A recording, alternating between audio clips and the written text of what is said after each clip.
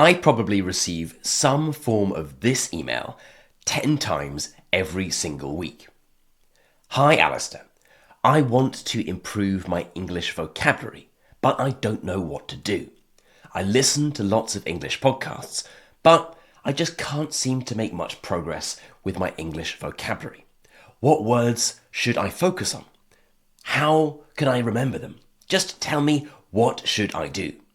Yours sincerely, an English learner. So if this sounds like you, or you've ever asked yourself these questions, watch this video to the end, as I will share with you my answer that will, if you do it properly, help you remember English vocabulary 10 to 15 times more effectively. And this isn't just some random big number that I've picked out of the air to make myself sound important. It is backed by research in the academic journal, Language Teaching Research. So that's what we will talk about today. How you can make a few small changes to your mindset and your habits to take an English podcast and learn vocabulary from it 10 to 15 times more effectively. Now, if you already listen to podcasts in English, which you should certainly do, you will be exposing yourself to a huge amount of vocabulary at a relatively fast speed. A native level English podcast might contain 10,000 words. Now, with a bit of overlap and quite a lot of there's and ands and more than a few hundred ums and ahs, we might be talking about anywhere from 100 to 500 words and expressions that you don't know. Of course, this depends on your level and the language level of the podcast you're listening to. But it can be anywhere between 100 and 500, let's say. Before making this video, I just checked the numbers for my podcast, English Learning for Curious Minds. And after more than 500 episodes, almost 200 hours of audio, and more than 1.5 million words of text, this podcast alone contains 19,720 unique B2 and above expressions. It's a lot, right? So, if you've listened to all of those episodes, hi Mum, will you have learned all of those unique words and expressions and be able to use them in your own speech? Almost certainly not. There's an expression in English which is in one ear and out of the other. And while it's not true for every single word that we hear, just listening to a podcast and exposing ourselves to new vocabulary doesn't mean that we will learn them and be able to use them ourselves.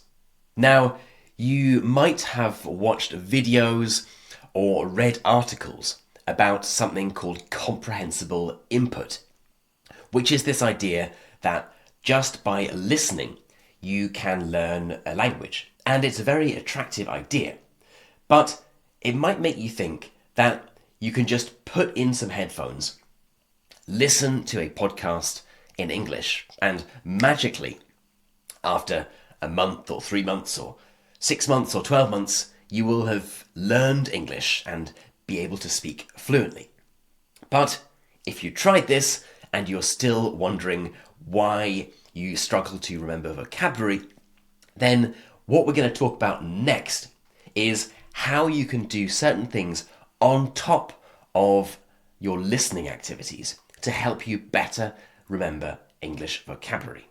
The first thing is something that I've said before and I will say again because it is so important, and that is to listen actively. Now, I think there are really 5 levels of going from passive to active listening, and I'll just talk you through them now. The bottom level, the thing you should definitely not do, is listen to a podcast in English while watching something else. This can be trying to listen to a podcast in English while watching a YouTube video or scrolling social media or doing something like this. Just don't do this. It's really not going to be very helpful at all. Level 4 is listening to a podcast in English while doing something like driving, right? This is not so bad, but if you're doing something like driving, you really need to be concentrating. So by definition, your full attention shouldn't be on the podcast because you should be looking at the road. Level 3 is listening to a podcast while doing something like walking or jogging or doing the dishes, something like that. It's an activity that doesn't require much engagement of your brain, so you can listen more actively. But at the same time, your hands are tied doing something else, and you're not fully concentrating on the podcast. Level 2, we're almost at the top, is when you're sitting down, just listening with absolutely no distractions. So your screen is off, you've set your phone to do not disturb, and no one's going to come and knock on your door and disturb you. So you can give your full attention to what you're listening to. And level 1, the best possible way to listen and learn vocabulary from a podcast is with no distractions, sitting down, and you have a pen and paper in hand. So let's assume we have no distractions and we are sitting and listening to a podcast and we are ready to take some notes. The second thing to think about is to focus on the right words, the right vocabulary that you would like to work with. Now, what I'm about to say will assume that you are listening to a podcast that is right for your level. So you understand around 70 to 80% of what is being spoken. If you understand much more than that, it's probably a little bit too easy. And if you understand much less than that, well, it's going to be a bit frustrating to work with because you'll have to look up so many words. So what kind of words should you be listening out for? Should you try to note down and learn every single word that you don't understand? No, you shouldn't. You should only look out for what I call second category vocabulary. Now, what does this mean? The way that I like to think about vocabulary is really in kind of 3 categories. The first category is words that you know already and you know how to use. The third category is words that you don't know already. And the second category is words that you do kind of know already, but you're not comfortable using in your own English. These might be words or expressions with a meaning that you weren't aware of. It might be a word or expression used in a way that you hadn't heard before.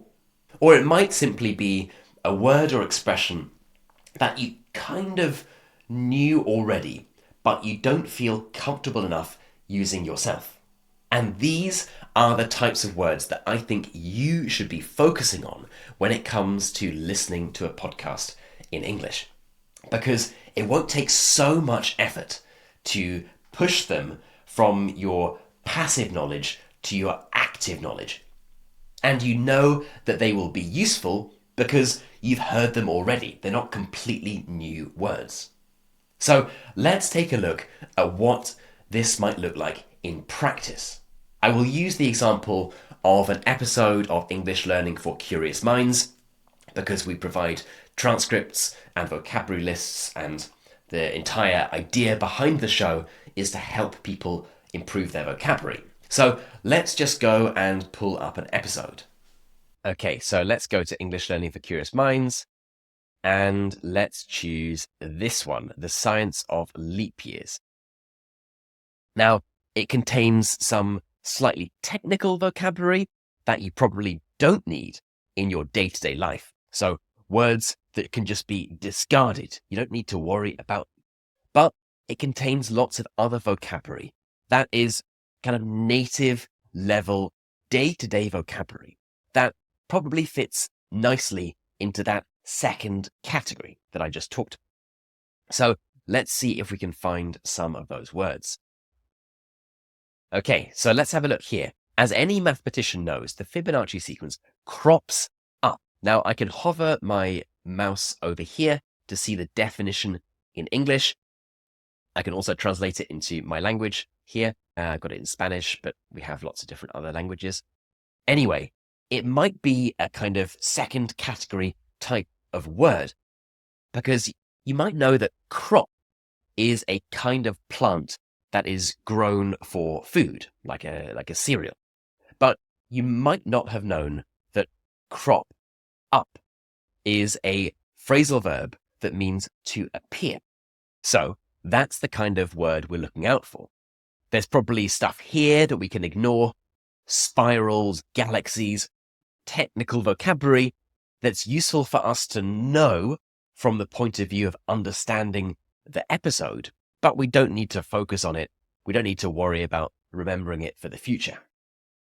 Let's keep on going. Aha, here we go. It is a neat and tidy solution to the problem of the Earth's inexact orbit. Okay, neat and tidy. You might know that neat means clean and tidy means not messy. But you might not have known that you can use neat and tidy in a figurative sense. So it's not saying that this solution is clean. It's saying that it is kind of clever or efficient. And then a final example is here. On the face of it, you probably know all of these words, but you might not necessarily use this expression yourself. Okay, so those are 3 examples of this kind of second category vocabulary. Crops up, neat and tidy, and on the face of it. So how can we actually remember them? How can we commit these words to memory so we can recall them and use them in the future? Unfortunately, there is no button to say, remember this word. We can't just double click and say, right, that has been committed to our memory. But there are some small steps that we can take that will increase our chances of remembering these words and being able to use them in the future. Now, this isn't about memory techniques or any grand changes. It's simple, but you do need to put in some effort. And for this, we're going to come back to our pen and paper. So we need to write that word or expression down. We can write down the word. We can write down its definition in English, if we like. We can write down the translation in our own language. You can write down the sentence or the clause that it was in the podcast episode. If you like, you can write down where the stress was in the expression. So, for example, neat and tidy is typically pronounced as neat and tidy. Or on the face of it is normally pronounced on the face of it, face of it, face of it. So add to your notes where the stress was. You can write synonyms for this, or antonyms, if you really want to get creative. Synonyms being words or expressions that mean the same thing, and antonyms meaning words or expressions that mean the opposite thing. And last thing, you can say it out loud. So practice saying that word or phrase. Neat and tidy, neat and tidy, neat and tidy. On the face of it, on the face of it, on the face of it. Crops up, crops up, crops up. Now, you might be watching this and thinking, God, it's pretty obvious, right? I thought that's what he was going to say. Yes, you're right. It is obvious. But most people don't do it because they get put off. They think it's going to take so much more time to do this rather than just listening. Of course, it does take more time to write something down than to not write something down. That is blindingly obvious. But what is perhaps not obvious is that it's a far more effective use of your time to spend time writing down words or phrases rather than just listening and hoping you'll remember them. And ultimately, it will take you less time to improve your English vocabulary if you do this than if you don't. And why does it work? Well, you are engaging 3 senses instead of 1. If you're just listening, then you just have your auditory sense, right? You're just listening to it. But if you're also seeing the word and writing it down. You're seeing it and you're also using your motor memory, right? You're physically writing down how the word is written. And you're also writing down things like the definition, synonyms. You're engaging with the word on a far greater level than you are if you just passively hear it. It makes perfect sense. Anyone who does this knows that it works a lot better. And it's also backed up by academic research. There was an article in the Language Learning Research Journal in 2021 titled, "Does Writing Words in Notes Contribute to Vocabulary Learning?" And the answer was, the results revealed that the odds of vocabulary learning were 15 and 10 times higher in the immediate and delayed post-test for target words that were written in notes. In other words, if you take notes, you are 10 to 15 times more likely to retain that information than if you don't. And this isn't just a one-off study. There was another study that suggested that even native English speakers only have a 10% chance of understanding and retaining a new word when they hear it for the first time. And that percentage is much lower for people who are non-native English speakers. In other words, if you are a non-native English speaker and you hear a new word for the first time, you'll probably have to hear it more than 20 times before you might be able to commit it to memory. So taking out your pen and paper is really a shortcut to improving your vocabulary and having a richer corpus of words that you can choose from. Now, if you currently listen to English podcasts while walking the dog or going to the gym or doing something else, this is not me saying stop doing that. It is not a bad thing at all. It is a good thing. But what I want to show you in this video is how, with a few small changes, even half an hour a week of doing this, you can really improve your chances of engaging with the vocabulary and being able to retain it and use it for yourself. So keep listening when you're on the metro or driving or doing whatever. Keep listening. Start trying to listen out for those second vocabulary type expressions. Don't stress about learning other more unusual expressions that won't be relevant for your day-to-day life. And then when you have the time, take out your pen and paper, listen again, and note down these words and expressions. And I guarantee that you will make faster progress than you ever thought possible.